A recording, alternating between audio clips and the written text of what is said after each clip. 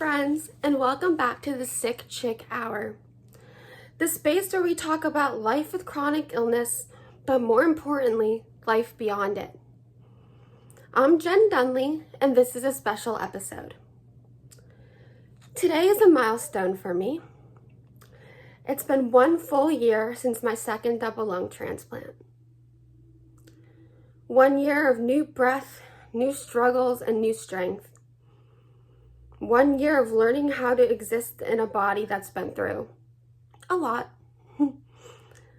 This episode is personal, and it's one I wasn't always sure I'd get the chance to make. Today I'm sharing my story and sharing my journey with cystic fibrosis, transplant number 1, cancer, diabetes, and the second transplant that changed my life again.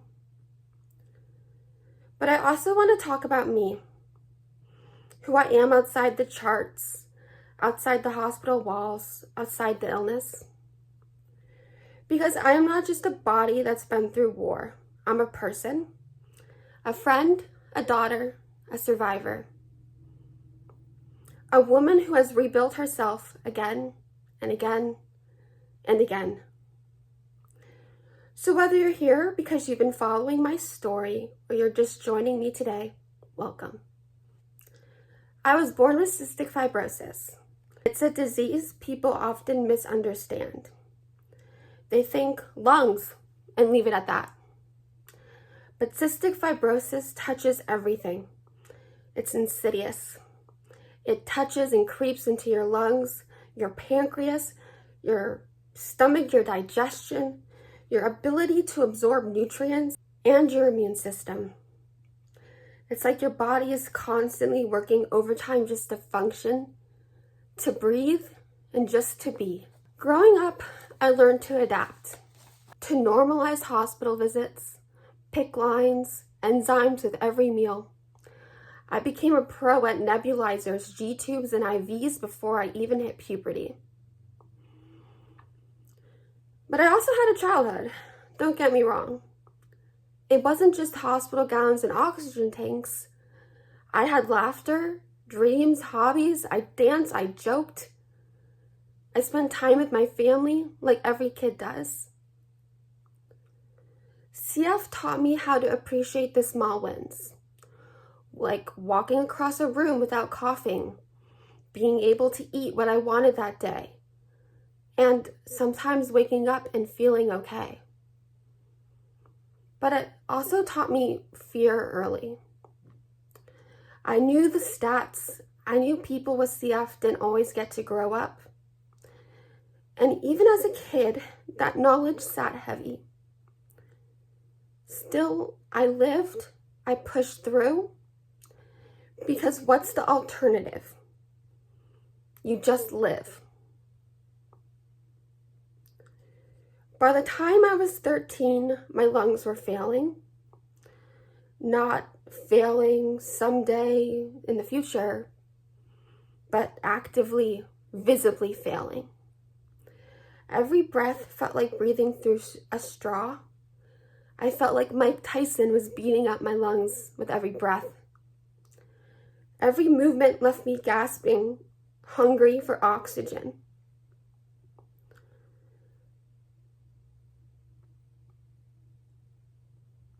Eventually,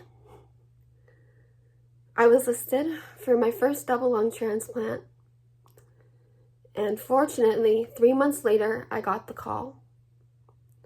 It was a match, and I had a second chance. Getting that call for a transplant is surreal. There's joy, but there's also guilt. Gratitude, but also terror. Someone had to lose their life for me to keep mine, and I'll never take that lightly. The surgery was rough. Recovery was brutal. But I remember that moment, maybe a few days later, while the pain was still there, the tubes were still there, the chest tubes were still draining, I could hear the hum of the machines. But I took my first breath, my first real breath. There was no rattling, no gasping, no barking cough. Just air. In and out, like it always should have been. That breath was a promise that I would live not just for myself, but for the person who gave me that chance. And at 13, I did live. I really lived. I traveled. I laughed more. I felt more. I started dreaming again. There were possibilities again. I wasn't just surviving, I was living.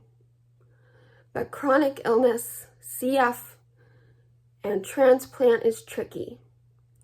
Sometimes that healing, the promise of being whole, isn't forever. Life after transplant isn't a free pass. It's more like a new chapter with its own plot twists. I say it to everyone. Transplant is not a cure. You're swapping one disease for another, sometimes adding more. But I would not be here without transplant. But I would not be who I am without being completely honest. Living on immunosuppressants, like all transplant patients do, they increase your risk for cancer. And one day, out of nowhere, there it was, cancer.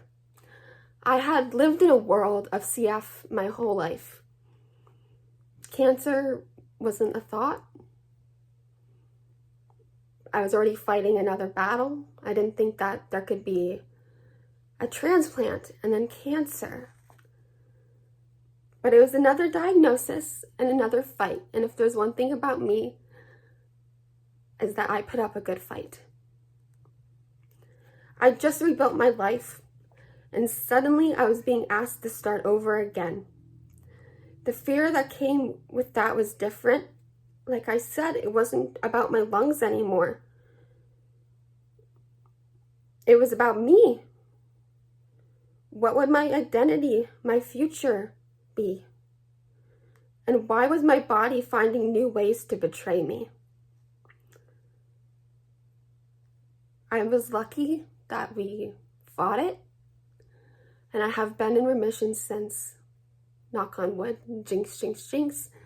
Salt over your shoulder, whatever you do, I do all of them. I'm a little superstitious. But transplant meds are harsh. I got transplant-induced diabetes, the kind that does not come from lifestyle, but from having those transplant meds. And CF causes pancreatic dysfunction and stress. It all leads to the perfect storm of type 3 diabetes. It's exhausting having to be constantly aware of your blood sugar, especially when you're juggling so much else. Some days I felt like I was drowning in diagnoses, like a sea of acronyms: CF, TFRD, PTLD, cancer. What else could they throw at me? But then I remembered. I've done hard things before. I faced down death and I dared it to blink. I wasn't done yet. For 6 years, my lungs and I, we worked together. I was in high school. I think it was the first time I was in school consistently, as much as possible as it could be, besides, being in the hospital for various things. But I felt like a normal person, like a normal teenager. I went to parties, I had friends, I went on dates, and for moments I felt like CF and transplant were behind me. I felt whole. And that was the hardest thing, was learning that other people had felt that way their entire lives, that they felt invincible. And for 6 years, I got the taste of what being invincible felt like as much as I could. And sometimes I look back and I think, how foolish could she be? But she was just a kid. And she was just me. As the pandemic started, I started declining. I felt it before anyone confirmed it. The cough came back. The fatigue got heavier. I knew what it meant.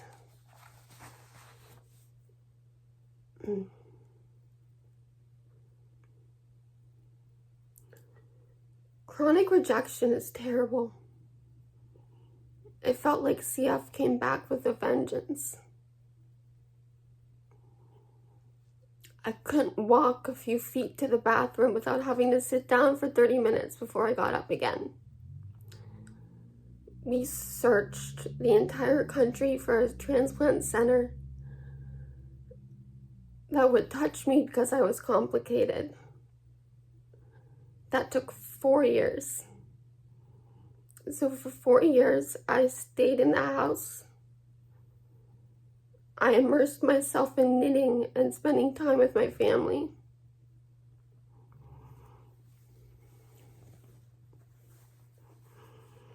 I think out of everything I've ever been through, chronic rejection was the hardest thing. I've been betrayed by my body before. But this was really different. I'm so thankful that I found a hospital, NYU Langone. They saved me. But at the time, I didn't want to do it again. Another transplant, another round of hope and horror, another waiting list, another goodbye to the body, the freedom, the invincibility I had just gotten used to. But when you're faced with the end, you fight. After 4 years of fighting and searching and losing hope day by day, miraculously, I got a call. A series of events happened that are even too crazy when I think about it, but I was given a direct donation of organs from a cadet who had died at Quantico. We found out about it through my mom's sorority sister, who she hadn't talked to for a decade, but saw a post about me online, and they reconnected. Her son was in the FBI and got a bulletin that this cadet had sadly died, and they were looking to direct donate organs to someone with the FBI family. She thought about me, and she didn't know that my step-uncle had just left the FBI after 20 years. 24 hours later, I was a match, and I was being rolled into surgery. That was 1 year ago today. 1 year ago today, I got new lungs again. I got hope again. I got a chance again. I feel gratitude so much that it's almost overwhelming. But there's fear. But when I went into that surgery, I was determined to come out not just alive, but alive. Alive in the sense that I got my vibrancy back, that I would walk on air again, that I was full of light and bubbles like I had always been described. I wanted to be me again without the darkness. The darkness that was put there by those 4 years of waiting and being told no.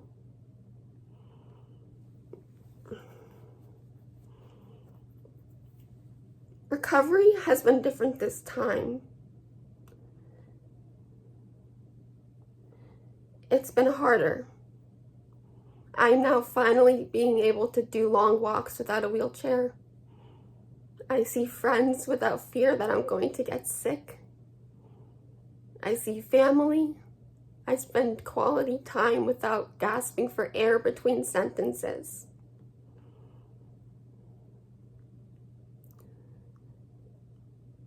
The recovery has been almost sacred. I feel slower, but I'm softer and I'm more reflective. I have a greater appreciation for every day, but I also struggle every day. But knowing the struggle combined with the hope I have, I celebrate every tiny thing now. Since the time I could hold my phone after transplant, I set up a a countdown to the day. I am 365 days since my second double lung transplant. I really celebrate those tiny things. I celebrated the first time I ordered chicken wings out last night. I celebrate walking outside. I take a picture about how far I can walk. I take a picture of the stop sign marking how far I walked. I can laugh without coughing. I'm a terrible singer. Ask anybody. But I sing. I can sing again. I sing in the shower. I sing to the radio. And I can do it without losing my breath in the first 5 seconds.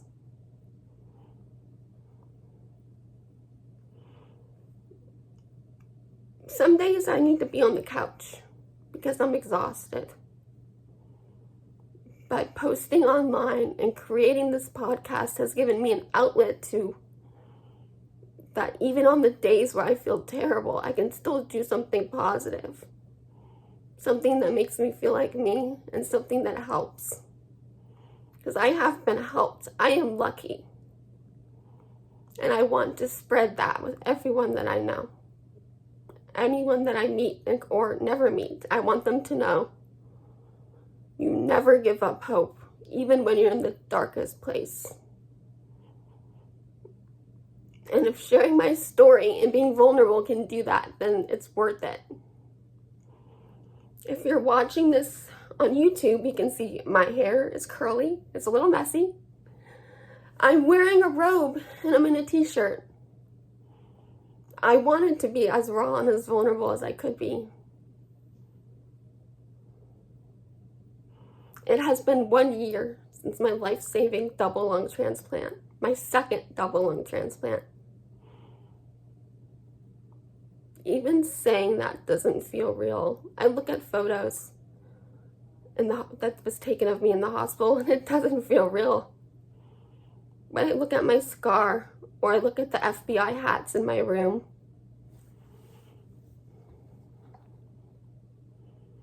And it feels real.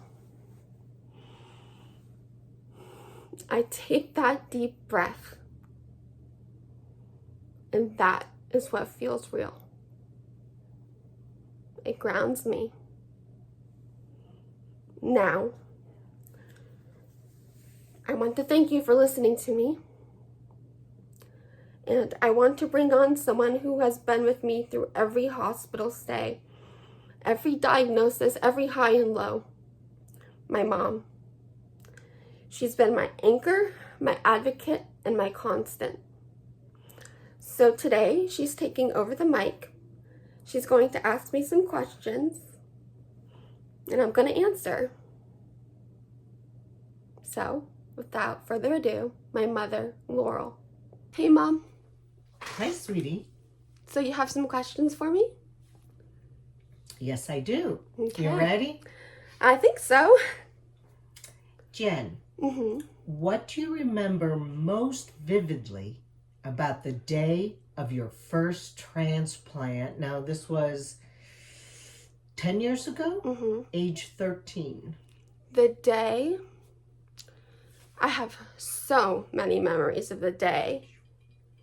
I remember us getting into the car. We were so excited. We just sped there. We were so happy. We went into the unit. And we went in and we were like cheering, and they're like, "Oh, we know who you are. Yeah. You know why you're We were here." like, we're here. We're here. We won the lottery. Yeah. I remember that too. That was really nice. That was.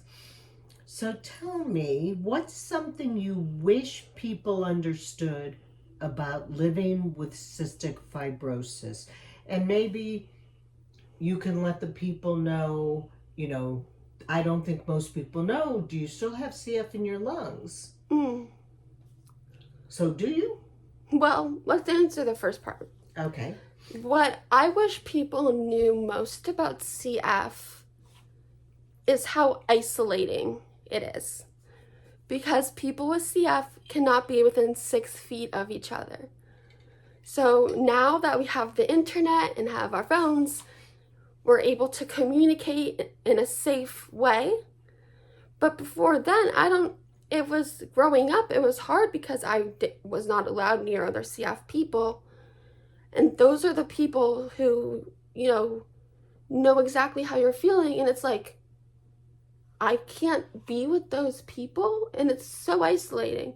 Even though I had a great family who, my mom understood everything. She immersed herself, but it's not the same as like when I talk to another CF person and they're like, "Hey, I just coughed mucus up today and guess what color it was?"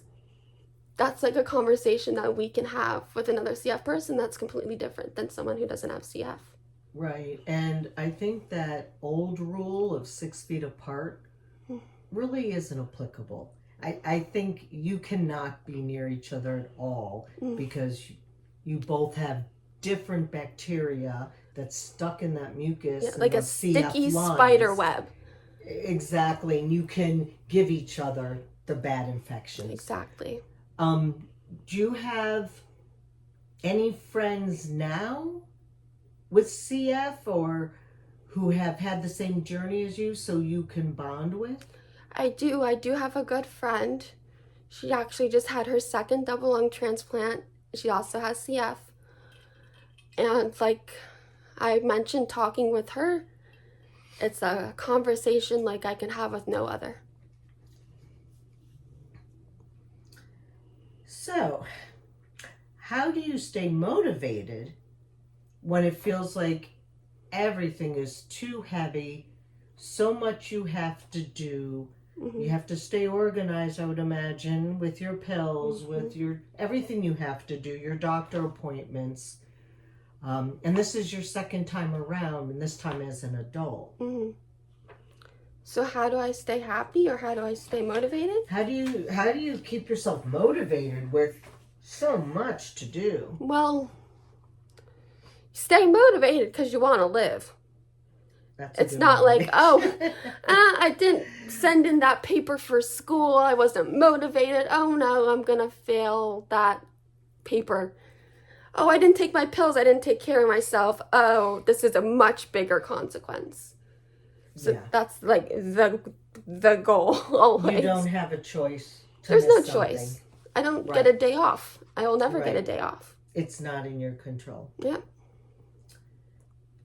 What has been your proudest moment in the past year since your second transplant? And what is this, the eve of your 1-year lung anniversary? Yes. Yeah. What has been my proudest moment? Either an achievement or a goal that you've ascertained? I was so deconditioned from the 4 years where I had to be bedridden basically because I just could not move without being completely out of breath and exhausted and in pain. When I was in the hospital after you have a transplant, the goal is to get you up and running as soon as possible. They literally peel you out of bed with all these wires with just the worst pain you can imagine. And they say, "Okay, it's time to go and walk." And I was mad. I always got mad when they came in, But I look now and I see those videos of me walking. I had to use this big I couldn't use like a walker to lean on because I was so deconditioned. I really had this padded, upright, like almost like a stroller that I used my feet. No, it looked like an exercise machine, but it had pads, Mm-hmm. and it was on wheels, Mm-hmm. and they helped you roll it around Mm-hmm. because you needed something to Support myself. support you. Yeah, yeah, I But remember watching that. I think doing that physically, I'm really proud that I was able to do that. And I got myself out of bed to do that.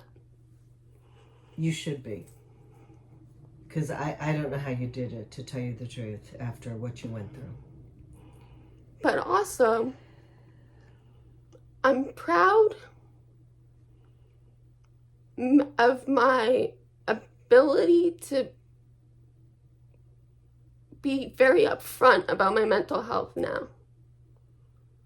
Yeah, and what about it? What happened with your mental health after your second transplant? Where here you are an adult, and you really understand things now, Mm-hmm. which you didn't have that perspective when you were just 13. I was a kid. All I knew was my mom was there. I trusted her. She told me everything was going to be okay, so I believed her, and that's all I needed. That's still all I need. Yeah, That that's was me. you. That's you. It's still all I need, but it's also, I was an adult. You understand more how dangerous any procedure is, especially what I went through, and And the road ahead. the road ahead. For what? For recuperation. And But I was diagnosed with PTSD, and I think anyone would be. I mean, anyone who goes through a major surgery to a major organ, mm-hmm. you know, I've heard about that with people who have heart attacks, Mm-hmm. and all of a sudden they're much more emotional and they Mm-hmm. cry more, and this is along the That's same what's lines. happened to me, basically. Yeah. But I'm also, but I'm proud of is that I can tell my mom, hey, I'm gonna freak out in a few minutes, and I know I can read my own emotions, and I'm starting to not let it control me as much. And that's what I'm proud of, is understanding what causes the anxiety and the fear, but acknowledging it gives me some power back. Does that help you to handle the anxiety that's building before you can Because it's like, what? act on it?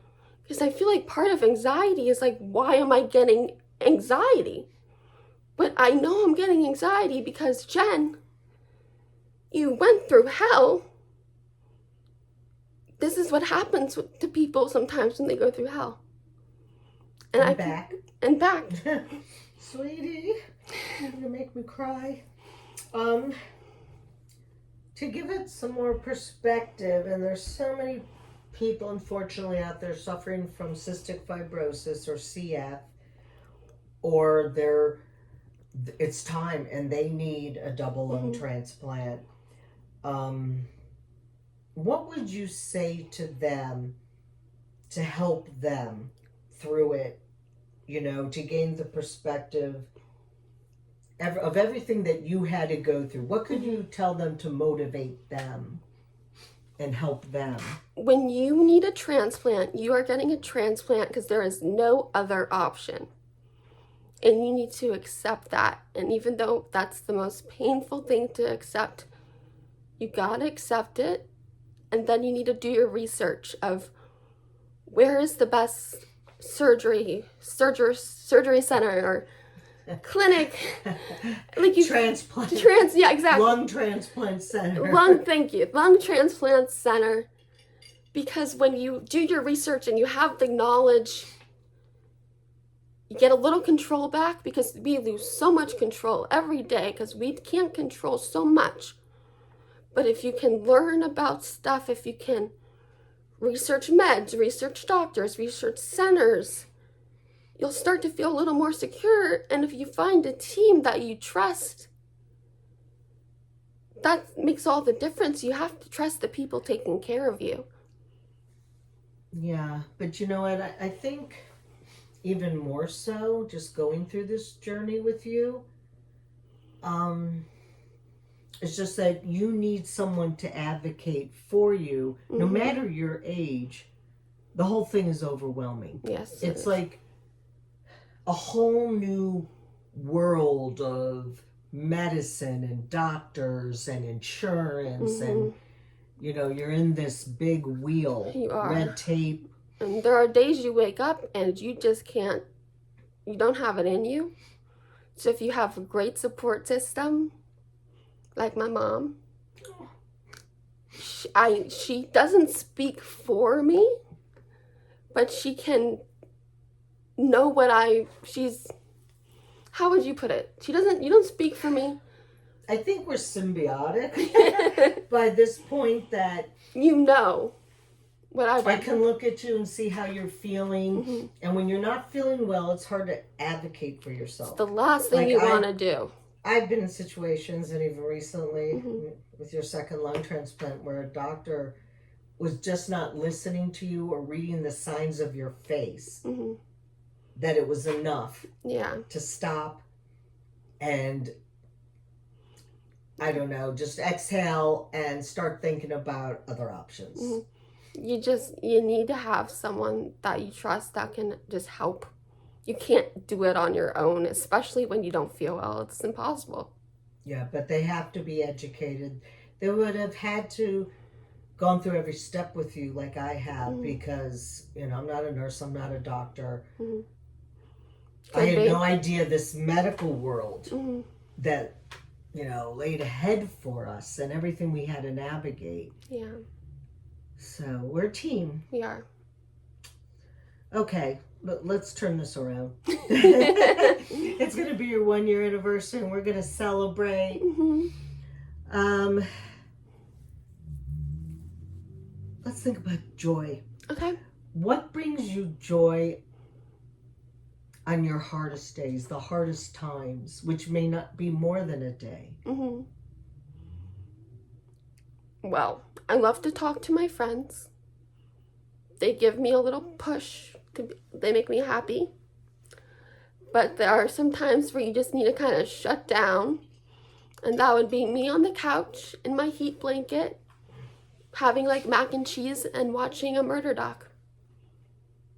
It kind of gives me a reset. I get it. I've seen it. Mm-hmm. That's true. Okay, Jen. Mm-hmm. Jennifer Hart Dunlea. Yes, ma'am. It's not what you have, it's who you are. Mm-hmm. What's next? What's next? What's next for you? You had to push off college. Mm-hmm. You're not going to go anymore, Mm-hmm. because you don't know what physical boundaries lay ahead for you. Mm-hmm. You're this cystic fibrosis transplant advocate and influencer. Is this the road that you want to be on and keep being on, or is there something else, or what is your passion now? I love doing the podcast. I love talking to people who message me on social media. If I can help people like me or their family in any way, that is my purpose. Because why else would I have gone through all this if not to help someone else? And on the days when I don't feel well and I'm on the couch watching a murder doc, I feel a little bit better because a video I made or a podcast I did or someone I just talked to, that's out there and that's doing some good even when I just don't want to leave the couch. Something, well, everything, but one thing I'm especially proud of you for is your ability to be so vulnerable. I don't know if it's the age, your generation, because I wouldn't be able to put myself out there like that. And you've pushed me and pushed me. And I'm glad, or you wouldn't have gotten your second pair of lungs. I know. I'm always right. I just lost my train of thought.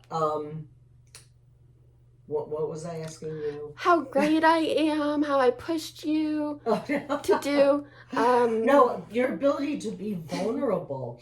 How do you just put yourself out there? Because, most people on social media, and this is what, I'm sorry, but it's turned me off from it. I mean, when it started, a long time ago, now about 25 years maybe, is because people only post the best of times. Yeah. Because no one wants to post the worst of times. Right. And here you are posting your worst of times. How do you do that? Why do you do it? Well, like I kind of talked about, growing up, there was no CF, discords I could join. There was no CF people I could find on the internet. I was playing on my DS. There was no CF games on my DS. But there are no CF games. Well, there are CF runs. But it's completely different. But there's this next generation of CF kids that are here and that are coming, and they're online. Yeah. And if they're looking for someone to relate to. If I can help them, because it's such an isolating disease. Yeah, I know. And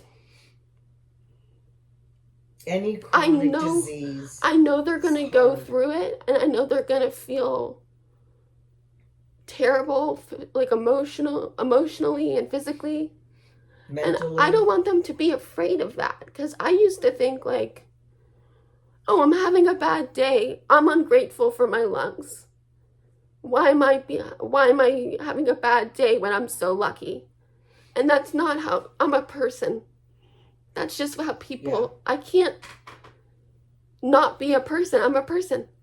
Yeah. So I just want... And you're going to have bad days. I just want people to know it's okay. But you're going to have bad days regardless of your physical condition. Mm-hmm. Yeah. Just emotionally. I mean, and like you're allowed Hannah Montana said, everybody has those days. Right. Everybody has bad days.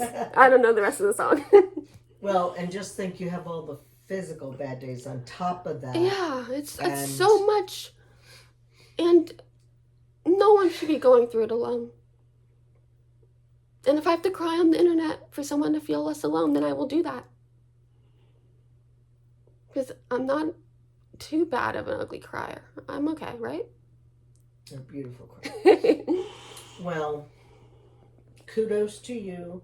And I'm so proud of you, baby.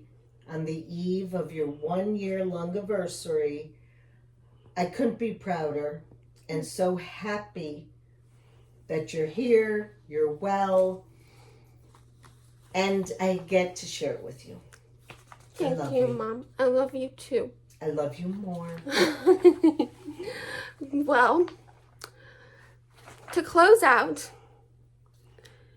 I've been through a lot, and I'm still here. Not just existing, but learning, growing, healing, and becoming the next version of Jen. Chronic illness doesn't stop life. It just changes how you live it. And yeah, sometimes it takes things from you. But it also gives you a clarity most people will never find. A raw, honest view of what really matters. To those listening who are in it right now, the thick of it, keep going. Your strength might not look like a motivational poster, like hang in there. It might look like taking your meds when you're tired, asking for help, breathing through the fear. And all of that is still strength. And to the people who've walked this journey with me, family, friends, especially my donor and their families, thank you. You are a part of my story. I'm 1 year post-transplant today. I am full of deep breaths, full of gratitude and full of life. I'm Jen Dunlea, and this has been a very special Sick Chick Hour where everyone is chronically chill. See you next time.